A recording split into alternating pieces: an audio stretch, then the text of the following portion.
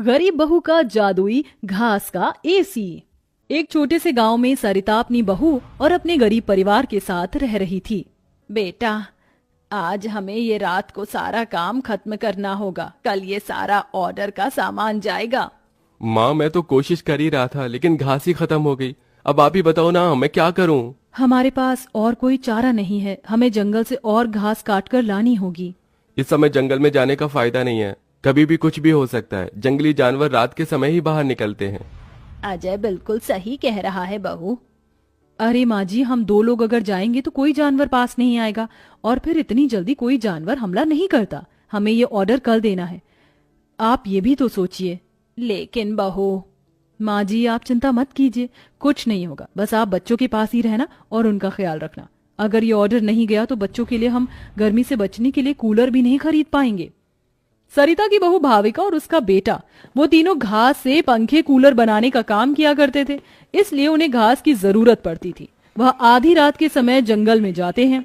भाविका, जरा से भी हलचल हुई तो मुझे बता देना, कभी भी कुछ भी हो सकता है। ठीक है जी, मैं आपको बता दूंगी। अजय और भाविका दोनों ही जंगल में घास काट रहे होते हैं, तब उन्हें झाड़ियों से आवाज आने लगती है। क्या तुमने भी वहां से कोई आवाज सुनी है? हाँ जी, मैंने भी सुनी है। मैंने तुम्हें कहा था ना, इस समय आना ठीक नहीं है। चलो देखते हैं उधर क्या है। भाविका और अजय झाड़ियों के पास जैसे ही जाते हैं, उन झाड़ियों के पीछे से एक आदमखोर भेड़िया निकलता है। भाविका, भागो यहाँ से, यहाँ पर तो बहुत खतरनाक भेड़िया है। अजय और भाविका दोनों अपनी जान बचाकर भागने लगते हैं। अजय, अब हम लोग क्या करें? कहीं भेड़िए ने हमें खा लिया तो? रुकना मत, बस भागती जाओ। भागते भागते वो दोनों जंगल से किसी तरह बाहर निकल आते हैं और भेड़िया उनका पीछा छोड़ देता है। जान बची तो लाखों पाए, लौट के बुद्धू घर को आए। रास्ते में चलते हुए आधी रात के समय उन्हें गांव के एक कूड़े के ढेर के पास एसी पड़ा हुआ नजर आता है। अरे देखो जी, यहाँ पर एसी पड़ा है। अरे पता नहीं किसका होगा, चलो यहाँ से चलते हैं। मुझे लगता है किसी ने ऐसे ही डाल दिया होगा। मैं तो कहती हूँ इसे लेकर चलते हैं। भाविका अजय को एसी ले जाने के लिए मना लेती है, जिसके बाद वो दोनों उस एसी को घर ले आते हैं। तुम दोनों तो घास लेने गए थे, ये क्या लेकर आ गए हो? ये हमें रास्ते में पड़ा मिला। जब हम कूलर पंखे बना लेते हैं तो एसी भी बना सकते हैं। इस खराब एसी को छोड़ो और ये बताओ, क्या तुम घास लेकर आई हो? सरिता के ये बोलने के बाद जंगल की दुर्घटना के बारे में दोनों बताते हैं, जिसे सुनकर सरिता हैरान रह जाती है। अच्छा, इसका मतलब बहुत बड़ी मुसीबत से बचकर आए हो तुम दोनों, और साथ में ये कचरा उठाकर ले आए। वह तीनों बहुत ज्यादा परेशान हो जाते हैं। कल का ऑर्डर पूरा करने के बाद उन्हें कुछ पैसे मिल जाते, लेकिन घास न होने की वजह से उनका ऑर्डर पूरा नहीं हो पाता और वह ऑर्डर कैंसिल हो जाता है।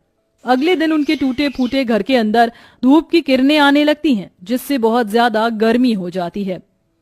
हे भगवान, कितनी गर्मी लग रही है, घर में पंखा भी नहीं चल रहा है। मुझे भी बहुत गर्मी लग रही है। पिताजी पिताजी, हमें बहुत गर्मी लग रही है, हमारे घर में एक पंखा भी ठीक से नहीं चलता। बेटा, थोड़ा सा सब्र रखो, कुछ दिनों में मेरे पैसे मुझे मिल जाएंगे तो मैं घर के अंदर एक अच्छा सा पंखा लगवा दूंगा।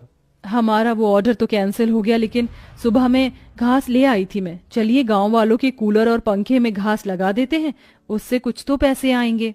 हाँ, तुमने सही कहा। भाविका और अजय दोनों मिलकर पुराने कूलरों के अंदर घास लगा रहे होते हैं और यहाँ घर में राजू दिशा गर्मी से परेशान हो रहे होते हैं। काश कि हमारे घर में भी कोई एसी होता। तभी दिशा की नजर उसके पिता के लाए हुए एसी के ऊपर पड़ती है। अरे राजू, जरा इसे देखो, लगता है पिताजी हमारे लिए एसी लेकर आए हैं, पर उन्होंने ये एसी अभी तक क्यों नहीं लगाया? क्योंकि ये एसी खराब है, बस इसीलिए। कल रात तुम्हारे माता पिता को ये कूड़े करकट में मिला था।